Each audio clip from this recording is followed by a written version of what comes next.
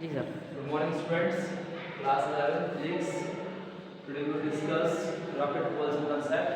Okay, so what is rocket propulsion? Rocket propulsion क्या होता है, कैसे काम करता है? तो सबसे पहले हम समझने से पहले इस definition को read करेंगे जो भी लिखा हुआ है यहाँ पे। लिखा हुआ है phenomenon of rocket propulsion is based on law of conservation of momentum. तो law of conservation of momentum मतलब ये होता है कि ऐसी एनर्जी इसको हम स्टोर करते हैं, ठीक है, ऐसी एनर्जी इसको हम क्या करते हैं, कंजर्व करते हैं, अटैक को मूवमेंट करते हैं, राइट। उसके बाद क्या लिखा हुआ है, due to burning of fuel. What do you mean of this statement of this word due to burning of fuel? मतलब इसका मतलब ये हुआ कि जब भी रॉकेट को हम स्टार्ट करते हैं कुछ भी कर, उसके अंदर हम लार्ज अमाउंट में फ्यूल्स को स्टोर करते हैं, गेटिंग अमाउंट, ठीक है। वर्निंग ऑफ फ्यूल, पहले फ्यूल को स्टोर करेंगे, देन जब वो उसको वर्किंग में लेंगे, स्टार्ट करेंगे, तब फ्यूल का वो बर्न होगा, right. And in the combustion chamber, कहाँ रखते हैं इसको हम? एक चैम्बर होता है रॉकेट के अंदर, उसमें उसको क्या करते हैं, ठीक है, स्टोर करके रखते हैं। फिर क्या होता है उसके बाद of rocket hot and highly compressed gases, क्या मतलब जैसे जैसे फ्यूल क्या होता है, वर्क होता है, ठीक है, जैसे जैसे फ्यूल वर्क होगा तो उसमें से नोजल के थ्रू क्या होगी, hot and highly compressed gases बाहर निकलती है। जितना गैस नीचे की ओर प्रेशर डालेगा रॉकेट उतना ही ऊपर स्पीड पकड़ेगा, गेटिंग और नॉट, ठीक है। और फिर क्या लिखा हुआ है, through the exhaust nozzle with a high speed.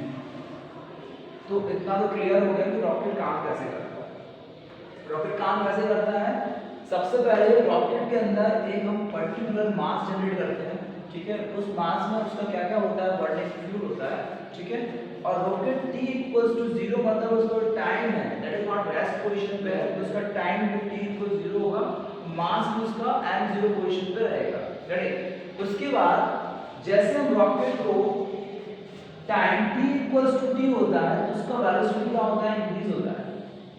इसका वेलोसिटी v0 से v पे आएगा। मतलब यदि मैं यहाँ पे सिंपल लैंग्वेज में बोलूं, हमारे पास एक ट्यूबुलर है, ट्यूबुलर जब आपकी रेस्ट पोजीशन में होती है तो उसका जो वेलोसिटी होता है वो 0 होता है, ठीक है।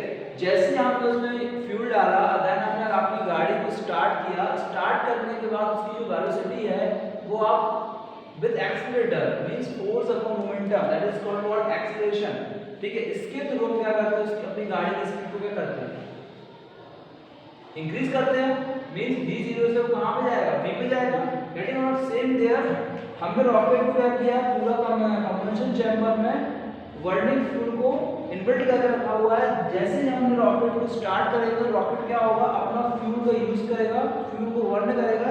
जैसे जैसे बर्न होता है उसका स्पीड इंक्रीज होता जाता है और मास कैसा होता है, कम होता जाता है, डिक्रीज हो जाता है। मतलब स्पीड इंक्रीज होगी और मास डिक्रीज होगा, that is the concept of rocket propulsion, ठीक है। तो स्पीड बढ़ेगी मतलब सीधी बात है, एक इंसान, एक मोटे इंसान को, हैवी पर्सन को आप बोले चलिए राउंड के चक्कर लगाइए तो वो कम राउंड का चक्कर लगाएगा, बिकॉज उसका वेट ज्यादा होगा। यदि हम कंपेयर करें उसी के हल्के दुबले पतले इंसान को, उससे बोले कि राउंड के चक्कर लगाओ ग्राउंड के, तो उससे ज्यादा चक्कर लगा पाएगा, राउंड लगा पाएगा। तो कांसेप्ट इज व्हाट, कि जैसे ही मास को हम कम करेंगे रॉकेट का स्पीड बढ़ेगा। Is that clear? So what is rocket propulsion? Are you getting or not? समझ में आया?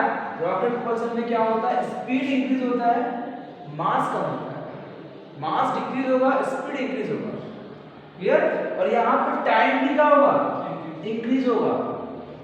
जब टाइम बढ़ेगा तो स्पीड बढ़ेगी और मास कैसा होगा, कम होगा।